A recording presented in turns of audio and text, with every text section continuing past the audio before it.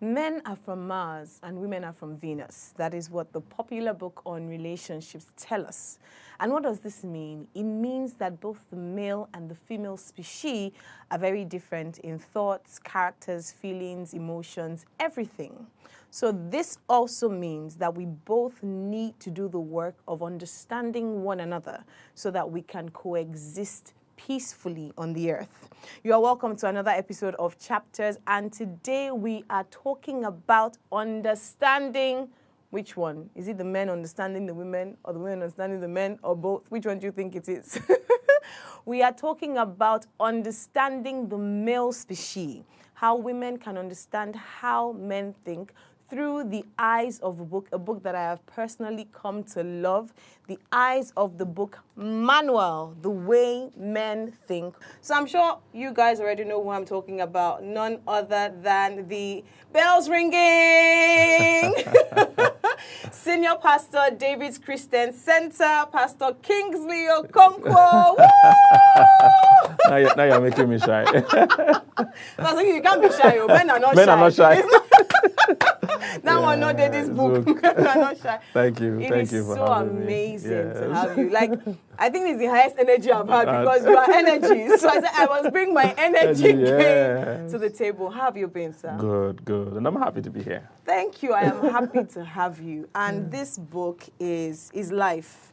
Like, I was showing you all my markings. Yeah. It's just amazing. I know that this is what you do. So, I mean, when you walked in, someone said the marriage, the marriage pastor. But let's even talk. What led you? You could have, maybe it's a calling, maybe it's just what the special thing God gave you. But what even led you into talking about relationships and marriage? Where did all of this start from? Wow, good question. And interestingly, I just had a burden for relationships. You know, sometimes that's how we discover our calling. You just find out that you have an interest or a heart or a burden for something. And so those days, whenever I saw a guy and a girl, I was just wondering, hey, are they doing this thing right?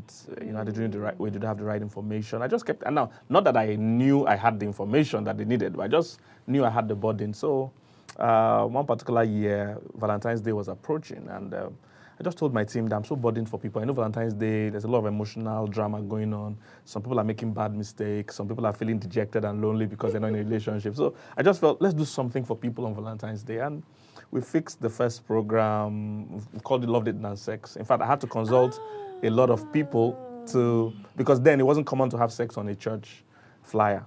So I had to consult a lot of people that, will it be okay, will it be okay? And they'd be like, well, church people won't like it, but it will get the attention of the people you're trying to reach. Yeah. So we put it there, and the place was jammed, and it was a great meeting, and it was like a tap, because I didn't know what I was going to do before I got on stage.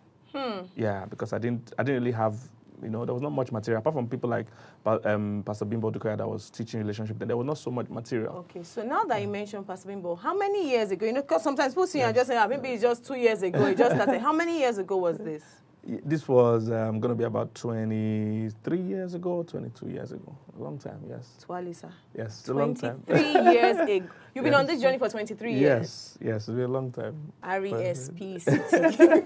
Respect. Which is a chapter in this book, but we'll not jump there now. So I want us to I don't know where to start from, because like I said, I literally marked every part of this book. Your very first chapter talks about men not being relational. Now, the truth is, whether marriages, relationships, the challenges really are that one of the first things you said was, we need to get trained. I looked at that and I said, so we'll go to school again for understanding women. We're already going to school for too many things in the world. I mean, you gave the example of buying a dog and them telling you need to get trained to, and you're like, it's not a trained dog. And I'm sure this is the default mindset for anyone who's thinking, I already have 10,000 things in the world to learn. Why am I learning how to understand the man again? So why is that even important in the first place? Yeah, because like you mentioned at the beginning, men and women are different. And interestingly, amongst all the other things you're going to learn, your marriage is going to be like one of the most important. It's going to be a great determining factor in terms of how happy or how sad the rest of your life will be. So in the order of priority, I would think that learning about marriage, you know, will be very important. And I tell people all the time, that's why we have successful doctors and that are unsuccessful in marriage. We have successful lawyers that are unsuccessful in marriage because they spend 7 years studying law, 7 years studying medicine or engineering or whatever, and 0 years studying marriage. And I tell people, where you invest is where you harvest. All right? Where you invest is where you harvest. So yes, you are successful in law because you spent 7. Do you know how many books, how many law books, how many books you'd have read in 7 years for law? How many lectures you'd have attended? Then compare that to how many seminars you attended for marriage, how many books you read for marriage. So there's no wonder or there's no surprise why you're highly successful in one and you're struggling in the other. Truthfully, I've never heard it like that. It puts it in serious context. So I'll then ask, how do I start this preparation for marriage? So assuming if you're married, you will start from somewhere. But if you're single, do I start when I'm 15 and I'm already reading relationship books? Or do I start when I'm 23 and I'm thinking I will get married soon? So when do you start? As soon as you start thinking of the opposite sex. Wow. Whenever you start, it hits you that you will want to keep one of these beings in your life for the rest of your life, you better get a manual. You better start to learn. You learn about yourself, then you learn about the other person. I love that. So the moment you start thinking about the opposite sex, you start fantasizing, you start dreaming of marrying one of them, then you better understand that we are totally different. In fact, I don't even think we're the same creatures. That's why that book, Men Are From Mars, that you mentioned, is a good book, because we're never made from the same raw material. Men came from dust, women came from a rib. So that's why men are rugged, women are refined. Men came from dust, and women came from the rib. Is one of the most polished bones in a human being's body.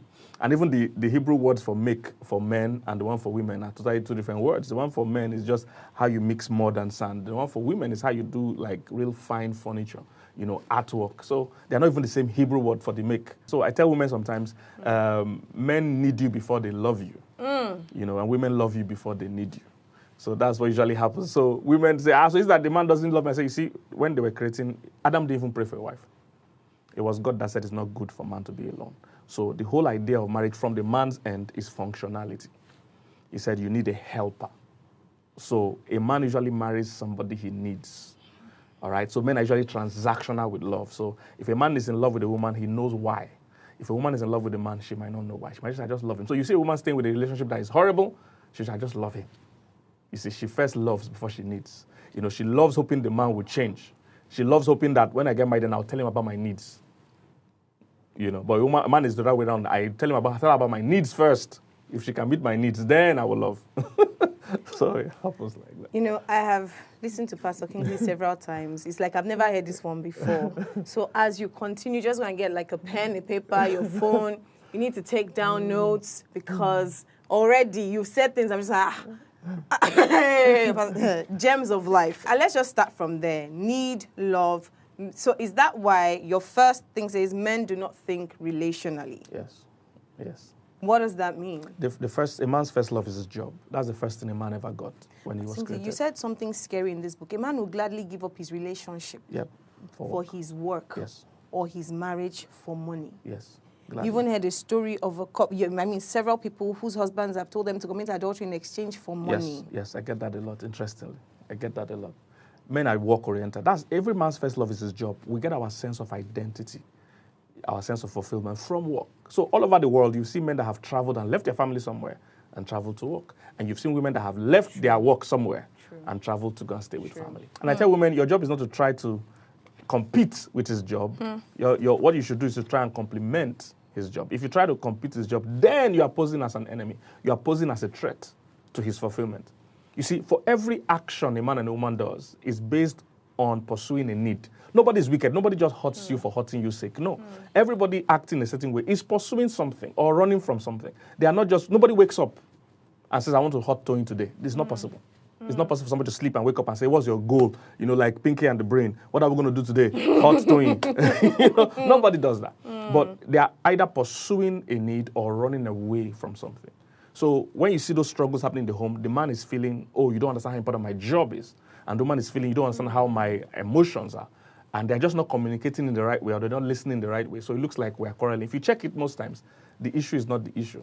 Whatever the trouble is in the marriage is never the issue. If you go down deep, you find out they're usually based on genuine needs, but not just being well communicated. That's just what's going on.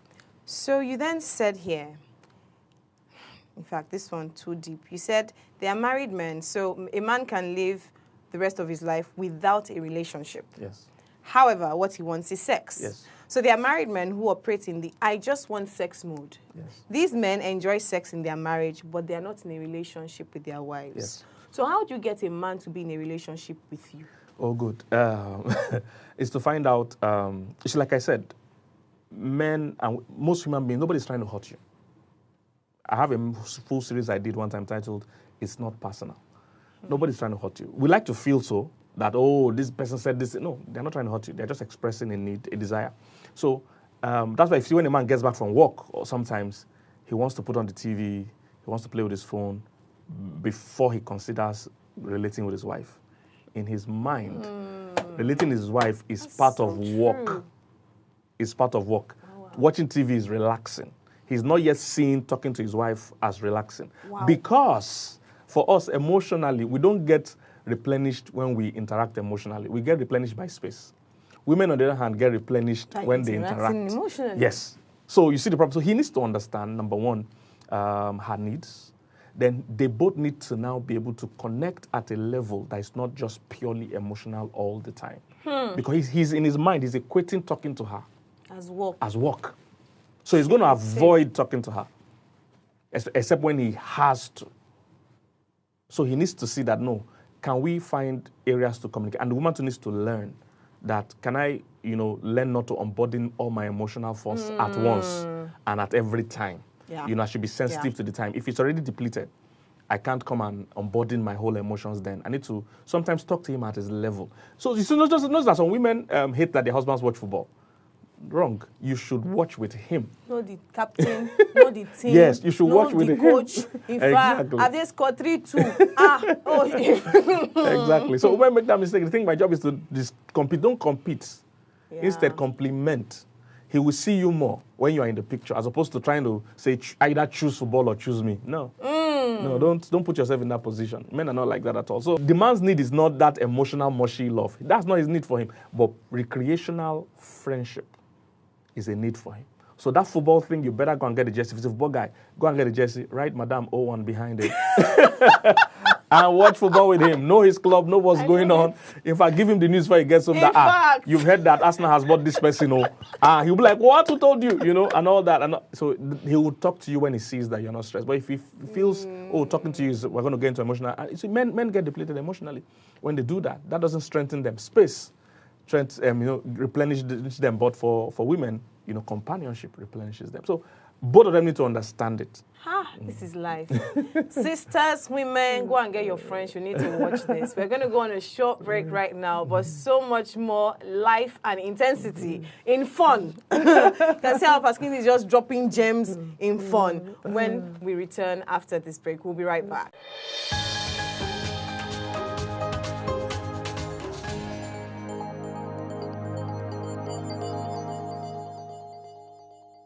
You are welcome back to what has been a most amazing, just the beginning, and already my life has changed. Spending time with Pastor Kingsley Okonkwo, talking about Manuel, the way men think. In fact, you actually titled it A Woman's Guide to the Way Men Think. And already you've blown our minds. But just taking something from what you said in the first bit, and you talked about men being depleted emotionally. And in your book, you said men are not expressive. First thing I want to ask, because you wrote it here, you said, especially in this part of the world like Africa, it is almost forbidden for men to talk about their feelings. Please, is there a DNA in the African man that is different from the clay they used to form the other men? I just want to know. No. The difference is that cultures differ. One of the things that affects us is your cultural upbringing, especially. So for most of the Western world, because they've been into relationship coaching and psychology and all these things for years, so they've gone far. We are catching up. Interestingly, we're doing well. So they've gone far and they've learned how to be expressive. They've learned the power of hugging. They have statistics and surveys for all these things. How important touch, how a child that has not been touched and the one that has been touched, how they both grow, and how one is emotionally imbalanced, the other one is emotionally balanced. So they've done all these things. Culturally, they've learned how to make room for the woman. So women have been able to say, oh, this is what we want. Oh, we want men to be more supportive domestically. We want men to give us quality time. Even the system there favors a woman. If you want to divorce, they will protect the woman. everything is not so, it's not like that here at all. If you want to divorce, the woman is going to pack out and she's going to be left dejected. Opposite. So the culturally, but we're getting better, in all fairness. But we still have a long way to go in terms of catching up. Yes. So, thank God. That's why your work needs to continue. This ministry got to move on. Yes. Very necessary. And in that chapter, I talk about confrontation. And you actually said here that when you are talking to your man, that's not the time. You said, in fact, please note it is not wise to insist on an apology when the fight is still on. Yes. You said most men will consider it a confrontation. Men are warriors. If you confront a man, he will take you as an enemy. Yeah. If you stand by him, he'll take you as an ally. Sorry. Yes. This is in a way where we women, our blood is hot. Yes. When it's in a point, I want to talk about it. No, yes. Please, how should women balance that? Because it takes a lot to get to that point.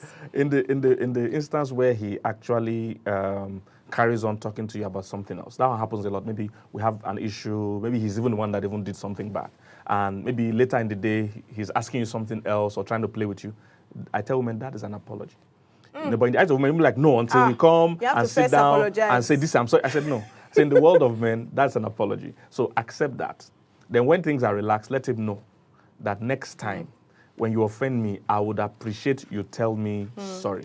You see, you drop it when his defenses are down. If you drop it when his defenses are, still high, he's not going to receive what you're going to say. I still talk to men every day, and I still spoke to one last weekend, and he said he's going to do what is wrong, even though he knows what the woman in his life was saying was correct, but he's going to do it because men are egotistical. Men fight for everything they have. So they are warriors. They are not used to play fight. Women like play fight. No play fight when we're fighting, but we know we're not really fighting. We're in love. Love fight. Love fight. Men don't have love. Is either for men, it's either love or fight. So if you're coming with fight, confrontation, he's going to be defending, seeing you as an enemy for nothing, even when he knows you are right. But just because he's trying, because men are territorial positionally, women are territorial emotionally, but men are territorial positionally. So he's interested in that. Let me be a man. Even if that being a man means I'm doing something stupid right now, but he's guarding his territory because that position is important to him. That's why men are competitive and all these things. They're into position. Men are emotional when it comes to position. They're just not emotional when it comes to religion. So I see when men win World Cup, win football, win or lose football, they cry. So they're emotional.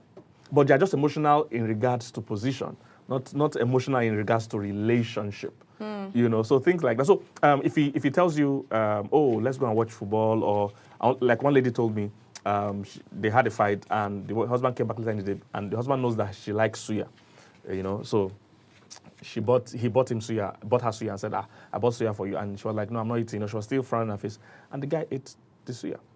I told her that was an apology. You should have collected the suya, laugh with him, then later that night, still tell him that next time, if you offend me, apart from buying this suya, just tell me sorry. Because women like to hear sorry. Women are moved by what they hear, so they need to hear sorry. All right? So in the books where I would coach the men, I would teach them these things, because I'm not saying apologizing is bad. I'm just helping the woman understand that, where this man is coming from. All right? Not that apology is great. It took me years to get to where I am today, where I can apologize. No, in the beginning, I was also like the regular guy. I would just laugh with you, play with you. My wife had to keep teaching me that it's important you apologize. You actually said you don't have to train all the men in the world, but you have to learn how to train your husband. And you give the example of your son, that even your son, as young as he is, does not like saying sorry to his sisters. So it's not like you grew up on something. It's just something. It's a man thing. Men are terrified by openness. Because we are warriors, as a warrior, you don't leave yourself open. So openness is like weakness, asking for help. So that's why men hate praying with their wives, apologizing, and things like anything that involves openness. It means I'm vulnerable, and vulnerability means weakness in the world of men. So a man can drive around the circle instead of asking for direction, because the moment he sits down and asks somebody else for direction, it means he's agreeing that he's not good enough, he's not, and he wants to please you. You need to understand. The reason why he's trying to be strong is for you. He believes that the world expects him to be strong. And the definition of this strong is what is not defined. So he thinks it means I can't cry. It means he thinks I can't apologize. I can't share my innermost fears or innermost feelings or things. So things like that. So he's used to guarding his emotions.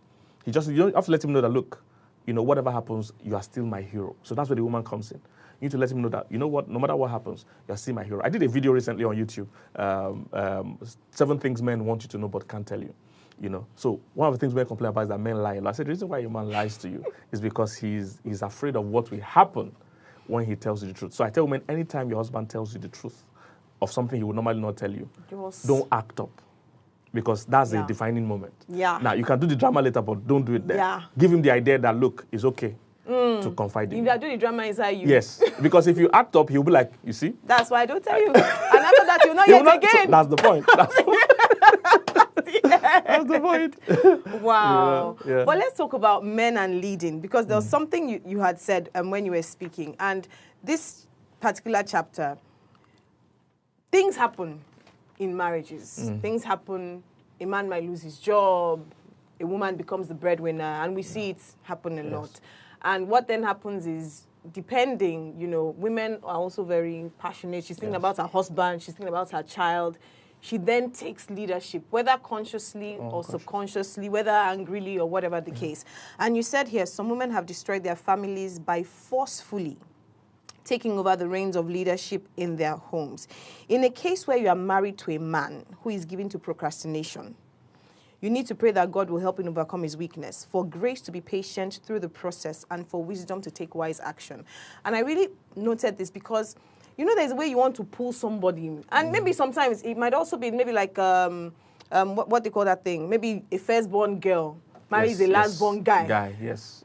That dynamic alone. Yes. How should women... Because you're doing it out of love.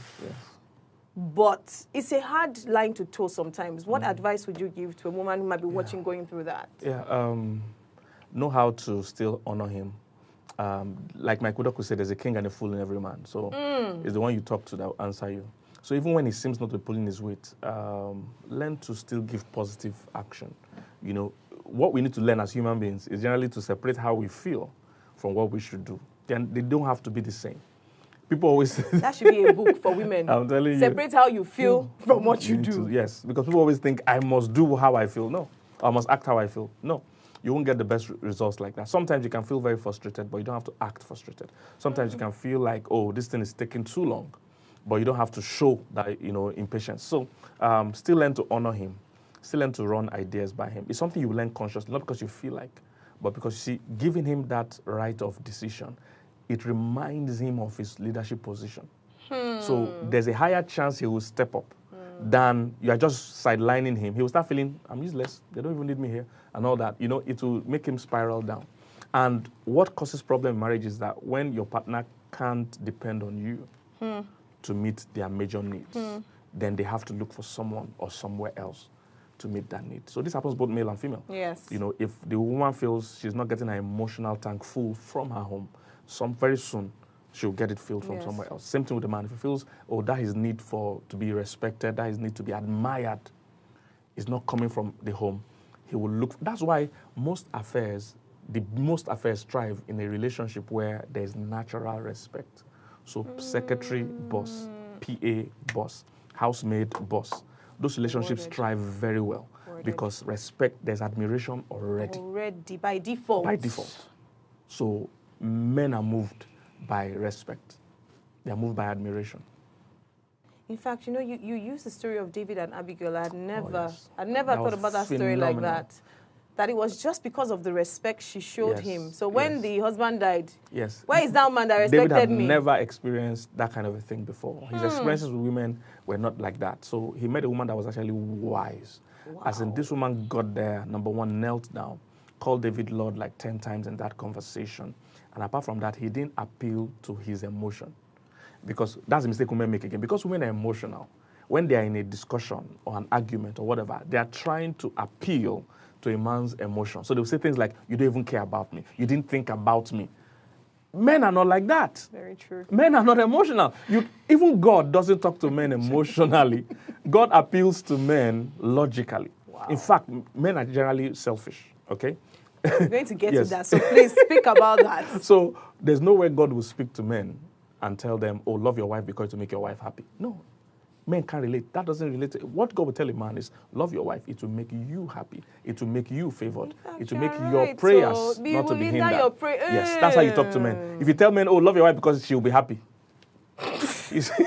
He doesn't get that. You're trying to appeal to his emotions. He doesn't get that. But you can tell a woman that, then because it's to appeal to her emotions. But it doesn't appeal to man's emotions. So Abigail didn't get there and say, oh, don't kill my husband because I don't want to be a widow. If you kill him, I'll be a widow. His children will be orphans. That won't appeal to David. What he told David was that, look, you are too big for this thing you want to do. That you should just stay in your hand. Say, you know you're going to be king. Wow. You know you are going to be king. He spoke to David about David. He didn't speak to David about, oh, if you don't come home, and women try to communicate with men. Men are not like that. A man is not moved because you're going to be hot. No. Hey. That won't move him. You have to tell him that, look, adultery will destroy your potential, to destroy your future, destroy what God has for you. He can get that. So how should women develop themselves? And that's something you said in the book, that you need to learn to develop yourself intellectually and not emotionally. What does that really mean? If you have siblings, you should have already done this. But, you know, if you didn't have siblings that helped you, that means boys, you know, brothers that helped you learn how to have... If you see a house where there's some balance, you'll find that your brothers will be the first people to start teaching you that this is your emotional...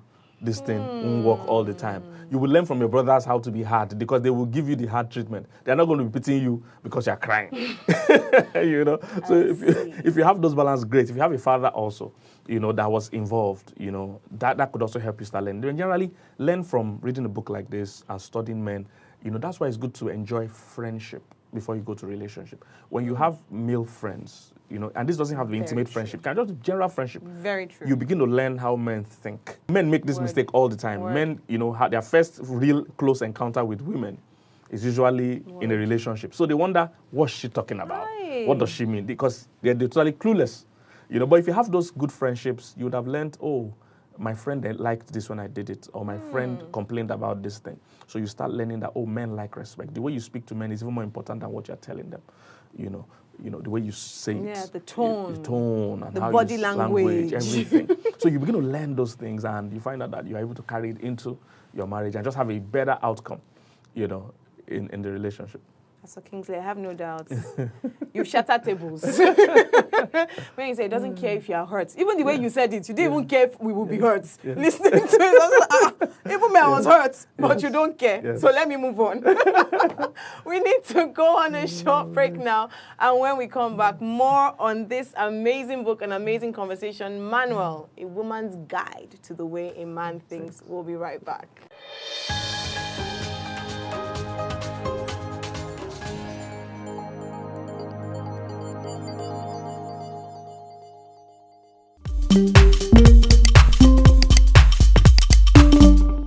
You are welcome back to Chapters, and today we're talking about women understanding men, the way they think, what makes them tick, what they want, what they would like, through the book Manual, written by Pastor Kingsley. And Pastor Kingsley has shattered too many tables. But as we begin to round up this conversation, I want us to talk about some other things that also relate to before marriage. Okay. Yes. The part where you talked about sex in the book, most men want sex and not a relationship. Do not give free sex. These days where sex has even become, it's not even a big deal anymore. Like, people don't even see it as a thing. Why did you say this? Because interestingly, a lot of struggles people will face in their marriage is going to be tied, you know, around sex. I'm amazed how that they said somebody... Say that again. A lot of troubles people face in their marriage will be tied around sex. Thanks. Yeah, people minimize... And what happens is that a lot of people in the marriage don't talk about the challenges, you know, after the fact. They don't... Everybody just goes quiet and just, you know, thinks, oh, this is something I can't share. But most of the problems are rooted, if you check it. There's no free sex. There's nothing like casual sex. Casual sex will always have casualties. There's nothing like casual sex. Can we shatter this table? Casual sex will always have casualties. Yes. So there's not free. It's not as harmless as people want to make it look, you know, because what is happening when you're having sex is that two souls are joining. And, you know, especially when you're having multiple people, by the time you meet your own partner, the way God designed it, your sex life is supposed to be like a plain sheet that will start to be formed, customized to your partner. So you have made many imprints, many designs, many molds, different sizes, different styles. Then you want to fit it back to one person. To one person. It's never going to give you the perfect. So when a married woman tells me things like, or a married man even, that I'm not enjoying sex in my marriage, I say, compared to what? It's because in your mind, you've had some experience you're comparing this sex with. That's why God wants us to stay as virgins before we marry, because whoever you marry is going to be the only experience you have. But today, you see people, comparing different things and, the problems are. So it's better to stay away from sex. God is wise when he says those things. There are 1,000,001 things that can happen, but I don't want to go into the long story. But the baseline is that, every sexual encounter doesn't leave you the same. So it will affect whoever you marry and how you interact with that person you marry, whether you will enjoy sex in your marriage, whether you even be able to be intimate, and because intimacy is not just physical, with the person. It's a different challenge because of your sexual experiences. And men don't treat all women the same. So a man learns from you what he can do to you. A man learns from you what he can do to you. Please explain that. Yeah, so you see the same man meet one woman, treat her like trash. That same man meets another woman and respects her, because the other one is not going to take some things that other. If a man tells you, oh, come and spend the night in my house, if it's okay, you're coming, he'll be like, wow. He never thought. That's how it works. He doesn't know for sure. Very true. What you're going to say. So it's your standards that determine what you... And women need to learn that yes, you set the standards. Men like to be challenged. So, but women think, because in a woman's world, the nicer you are to a woman, the more she's responsive to you. So she wants to carry the same thing to a man and think, if I do a lot of things for me, he will like me. No. Opposite. Set standards for him. If he can't, only two things can happen. If he likes you, he will rise to that standard. If he doesn't like you, he will not rise to that. And that is good for you. You don't want a man that doesn't like you anyway. Preach. So don't lower your standards for him. Increase your standards. Men like to challenge. And most men have great potential in them. And they just don't find enough women that can challenge them to be better. To bring that thing out. That's why I see when a man really likes a woman, and even if he doesn't, if a woman is a church-going woman, for instance, even if he doesn't start going to church, he will pretend at least. So a lot of people have gotten say, follow the woman to church. It's true. Yeah. If a man likes you, that's how you will know. Because men are hunters, they're not going to give up if they really like you. If they give up, that's a sign. That's a telltale sign. He doesn't just think you are worth the stress. Wow. So that's just what happens. He's communicating already. But most women don't give up. Women just think, oh, I can motivate. No. Set the standard. Oh, if you believe in no sex for marriage, let that be your standard. Anybody that can't meet that, anybody that wants to, then that's not the person for you. Thank you. Yes. Carry your bag. Tell him to take his bag and go. So men don't treat all women the same. Yes. You wrote here, this thing you just said, you actually wrote here, most women have no idea how gifted and powerful they are. You said, I usually tell women that your entrance into a man's life should move him into his kingship. Yes. Because a woman is a carrier of favor. You are that powerful. I'm sorry, I'm actually excited as I'm reading that. Yes. Thank you for sharing. Hey, women. So we are the ones that actually shortchange ourselves. Somehow... we think they are the ones shortchanging us. Not all. They are learning from you what can happen, what can't happen. Like when people travel abroad or travel to certain countries, same person that's throwing trash from a car here, when he gets there, he can't. He won't do it. People change. As a counselor and a therapist, that's our first issue. Can people change? And the question is that people can change if they have to. I've seen people move from driving on one side of the road to driving on the other side of the road because they moved from Nigeria to UK. But if you tell the guy here, can you just learn how to drive? He will say, no, I can't. People change when they have to. So don't compromise. Thank you, sir. that was mind-blowing. And, the truth is, like we said, in this day and age, the world makes you think differently. Yes. The world makes you think these things don't matter. And I actually wanted you to share it, not necessarily from a God said Christian standpoint, but to actually give that explanation. So you don't think we're just coming here to give dogma. Don't have sex before marriage because, but for understanding's sake, it is powerful. And women, we are powerful, which will even take me to sometimes as well, we say society, social, economic status, poverty. You talked about this in the book, make your money. Oh, definitely. Because that helps you hold your standard. Thank you. You can't hold whoever is controlling the money controls the standard. If you don't have money, if you don't have sustenance, a lot of women stay in a bad relationship and a bad marriage is because they can't leave. Not because they don't want to leave. It's because they can't leave. You can't even, some women, if they go on a date and it's not going well, they can't even go home. They can't call a cab because that guy has to pay their transport. Jesus. So that reduces your value the moment you need. You see, a man should take care of you not because he has to, but because he wants to. So that's how it should work. The submission is not because I don't have a choice. Submission is for strong women, not for weak women. If you're already weak, then you can't teach submission. You are already on the ground. Yes. Force. But submission is I have that power and I choose. Put it down to follow you. That's what submission is.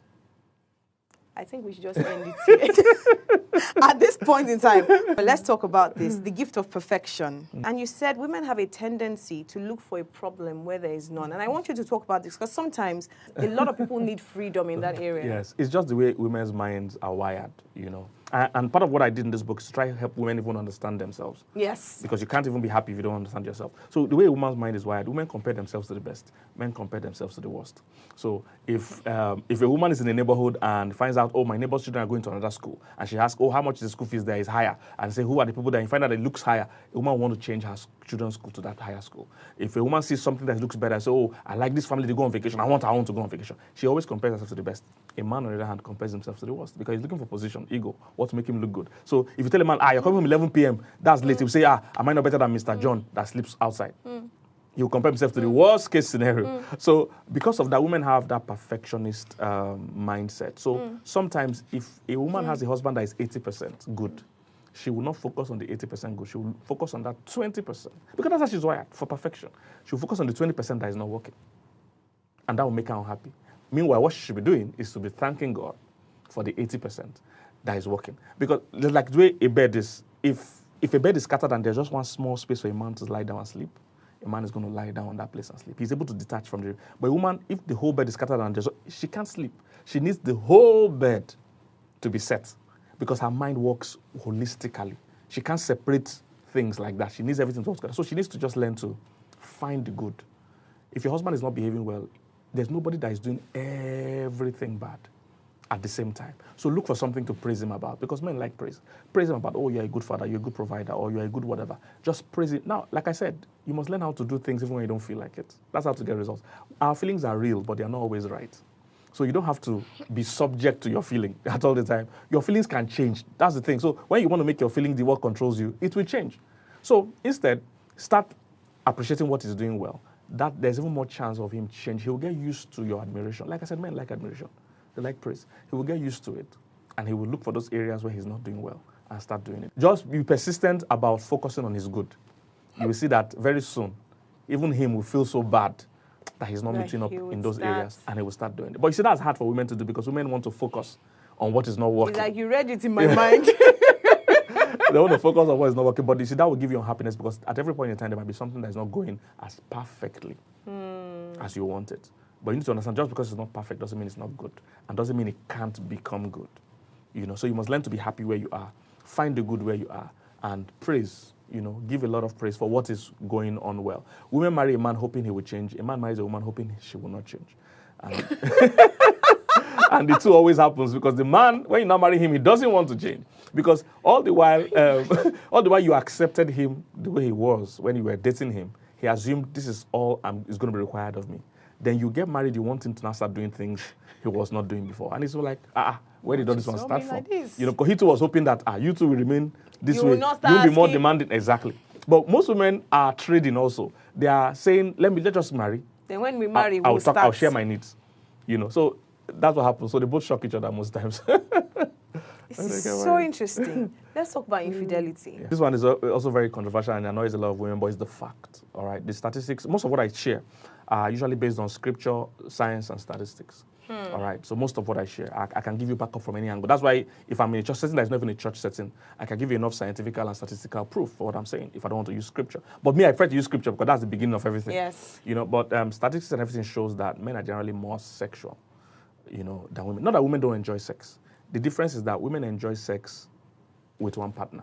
Women enjoy multiple sex with one partner. Men enjoy sex with multiple partners. Multiple sex with multiple partners. Yes. So scientifically, it has been proven that a man can have sex more times if he's having it with different people. Wow. Yes. So a man that can't have sex with his wife more than once in 1 hour can have sex 3 times in 1 hour if there are 3 different women. You know, so all this starts to show all this. Wow. So scientifically shows that men can enjoy sex with multiple people. But how many times have you seen a woman marry more than one husband at the same time? It's rare. Because women enjoy security. Yeah, women don't enjoy that, oh, I have 10 men in the same house. They are all my husband. No, that's not how she's just wired. Now, this doesn't mean women don't cheat. This doesn't mean women, but most times when a woman is cheating, except for people that have been abused or have a serious emotional problem, the normal woman, if she's cheating, is because something is broken somewhere that is making her to cheat. Maybe she's not getting that emotional love. Yeah. So what she's even looking for is more emotional connection than the sex. There are many women in emotional relationships that are not yet physical. Many married women in emotional relationships outside their marriage, but it's not yet physical. But they're enjoying the emotional, the attention, the care, because that's the real need for a woman. Not that they don't enjoy sex. So most times they trade. So what happens is that women trade sex to get emotional attention. Men trade emotional attention to get sex. So that's what happens. We are really on two different Totally two different beings. Totally different. So if you understand all these factors, so everything shows that men are generally more sexual in terms of all that. So it takes discipline and the God factor for a man to understand that, okay, it's important for me to stay faithful, to my partner. It's important. That's what it takes. So yes, it happens. And there are things you can do to guard against infidelity. There are things to do even after the fact. But the question that are men like that, yes, men are more prone to, promiscuity sexually than women. By a woman watching this who has gone through infidelity and who is in pain, what would your advice be to her? She definitely would need to talk to a counselor or a therapist because it takes somebody that understands the pain that you have gone through. It's hard for men to understand how damaging it can be for women. So a counselor and a therapist will help. If both of them can even go for counseling, that's great because that man needs to understand the impact of this action. Men don't get it sometimes. That's the honest truth. And you said that in your book and I was in shock. They don't that get he it. Can't even understand how he has hurt you. Yes, he doesn't get the full, picture. So he'll keep saying, oh, let's move on, I've apologized. Like, he'll keep saying things like, he doesn't understand that, look, this is not something she can even get over in a few years.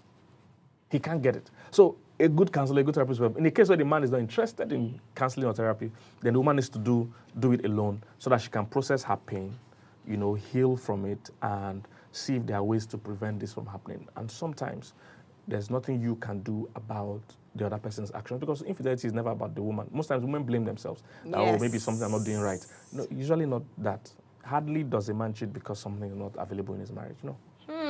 It's because he just wants that variety. It's not because something is not available. All right? Hardly. All right? So women should stop blaming themselves when a man cheats. Men cheat because men want to cheat. Not because they have to cheat, not because they can cheat. They're just doing it because they want to do it. So detach yourself from the event. Don't blame yourself and say, oh, I'm not good. Because women generally struggle with self-esteem. So everything that happens, the woman says, I'm not good enough. It's because of me. I didn't do what I'm supposed to do. It's her natural default way of thinking. In fact, this is even why women enter bad relationships, because most women would rather have a bad relationship than no relationship. Because a woman battles the sense of insecurity, and she needs to get that sense of security from God and from discovering herself. She should stop depending on a man. And you said here, in talking about forgiveness, you said forgive your husband. You are not forgiving him because he deserves to be forgiven. You are forgiving him because you deserve to heal. And there is no healing without forgiveness. And then you also said, pray for your husband. Until you can pray for your husband, you have not really forgiven him. So people don't understand that forgiveness is not about the offender. Never about the offender. Always about the offended. So when you drag and argue about forgiveness, it shows you don't understand it. You think God wants to be nice to the offender. No, God is trying to help you because anytime you hold on to a grudge, your hands are full. You need to let go so that you can get compensation. Because your hands if you're holding on to a grudge, you're holding something. So there's something in your hand already. So if God wants to put something else, he can't put it on the grudge. You need to let go of the grudge so that he can bless you. He can heal you. He can bring comfort to you. And that thing you are carrying in your heart is powerful because you are still holding it. Unforgiveness is like drinking poison and hoping that the person that offended you will get hurt. No, you are the one with the poison. In fact, sometimes people that have hurt you have moved on. Sometimes people that have hurt you don't even know they've hurt you. So it's not about whether they apologize or whether they admit. If they admit, that's great. But even if they don't, forgiveness is... And on that thing, some people confuse forgiveness with feeling like forgiving. Like I said, you feel it. Yes, you would never feel like forgiving. No, you will just separate. You would separate the two. The pain will take time. You won't soon disappear. You can't even forget it because some people say you must forgive and forget. No, There's some things you will not forget. If a trailer hits you, you're not going to forget it. There's no way you're going to forget it. You're going to be walking bent to one side. You ain't going to forget it in a lifetime, but you can forgive the driver. So it's different. So people say you must forgive and forget. No, you must forgive. You just have to be able to master how you process when you remember. You must know what to do with the thoughts when it comes. When it comes, you must learn how to give it back to God. You must learn how to ask for help. You must learn how to have a good support system that you can vent. And the more you vent, you find out that the thing loses power over you. But if you keep it, it means it's still existing, it's still powerful, it's still fresh. So that's what you do. It's what you do with the thoughts. Not that you will not remember. There's no such thing. How won't you remember? If it was something very important that happened or something very big that happened, you're going to remember. You'll never forget. That's not going to happen. Pastor Kingsley. Yes. Thank you. On a final note, after we have said many things, what is the final advice you would tell to my species? Yes. Women are powerful. Sometimes I really wish I could sit with them for hours and hours and tell them how powerful they are and how we see them. The average man respects you until you start disrespecting yourself. All right, that's what happens. #bam. Yes, he's learning from you what can go and what can't go. He's learning from you what he can do and what he can't do. Women should know how powerful they are. You need to study it. Unfortunately, that's even a woman's biggest challenge, appreciating herself and learning how beautiful she is, how great she is, how perfect. You see, when God said it's not, God made everything on the earth. I said it was good, it was good, it was good. But when he made man, he said it's not good. For the first time, God said something is not good. And that's a big deal. This is God. He said it's not good. And God said, I'm going to fix it. And he said, I'm going to fix it by making a woman. So this world is going around because of women. Without women, this world would be a messed up place. It's a place that none of us want to be. So the women were the ones he created to fix what he felt wasn't good. He said, it's not good for man to be alone. He said, what am I going to do about this? I'm going to bring a woman. So he loaded you guys with all the things we didn't have, loaded you with all the things we will even need that we don't even know yet. He loaded it in a woman, and brought her to Adam. So if you can value yourself like that and refuse to go with any man that doesn't see that value in you. Yes, you are not waiting for a perfect man, but the man must at least respect you, must at least honor you, must at least see value in you. Stop relating with men that don't value you. Stop accepting and learn to build your life outside of a man. Yes. Because what women don't realize is that if you're looking for a life partner, you need a life. You need a life. So a man will actually admire you better when you don't need him. Hey! So don't be needy. Hear that again. Yes. When you don't need him, yes, he's gonna need you. Yes. Because some women make it look like, without a man in my life, I'm nothing. No. You need to build your life. Have something going in your life so that whether a man comes or not, you have something you're doing with your life. A man will love it. This is what puts strains on men in relationship because when a woman comes, she wants him to call every day, talk every day. You turn him into your life. And he's like, he's choked. He's choked. He's like, he doesn't even have enough time to miss you because you're always in the picture. But when you have a lot you're doing with your life, he's the one like, he has not heard from you in a while. Oh, what's happening today? I've not heard from you today. What are you doing? So I'm in a shoot. I'm doing a shoot to Pastor Kingsley. Oh, good. Oh, I've not heard from you. So I'm attending this meeting. He'll be thrilled to even talk with you. But if every minute you're sending a message, he's not called me. He's not calling me. He will start avoiding you. He will see your call and be like, hey, she has called again. So don't ever let it get to that stage. Always have a life. Always have a life with or without a man. And even when you do marry and have a man, give him good doses of attention, but still have a life because he can't be in your space at every minute. You need to have something else distracting you from thinking about where is he now? What's he doing now? Let me check. No. Give him some fresh air. He likes his space. Men need space. We can end it on that. Men need space. Pastor Kingsley, you have been if you can see my mind, light bulbs, pa pa pa pa pa pa pa. Where can people get copies of this book? Okay, if you are in Nigeria, you can get it from our website www.ldmwithpk.org. If you're abroad, you can get it from Amazon. Just search manual on Amazon, and you can get it. Guys, this book is live, and Pastor Kingsley has a YouTube page. Yes. Pastor Kingsley Okonkwo. Kingsley Okonkwo, please. Yeah. What he has said today, he has several videos where he has broken down not like chapters, but everything in this book. Too many videos. One of the things we started with is the need to be trained. That cannot be overemphasized. Like listening to you, I've listened to you several times. I've read this book. And today, again, I'm just like, wow. I wish I knew this 10,000 years ago. So you are amazing. What you do is amazing. It is needed and it is light. And I want to thank you for coming and sharing your life. Thank you. I had such a good time. Thank you. I had a mind-blown time. Thank you so much, sir. I want to thank you all for watching today. I know that line he said, the average man respects you until you start disrespecting yourself, is so powerful. Women, men watching, this episode is for everyone, because I'm sure even as a man, you can learn something from this, and as a woman, you can learn something from this as well. God created us to coexist in peace, complementing one another, and we can only do that successfully when we understand one another better. So I'm sure that this episode has sown a deeper seed of understanding in you, and there's so many resources out there with Pastor Kingsley Okonkwo, his wife, Pastor Mildred, as well, who speaks about the other side of the coin.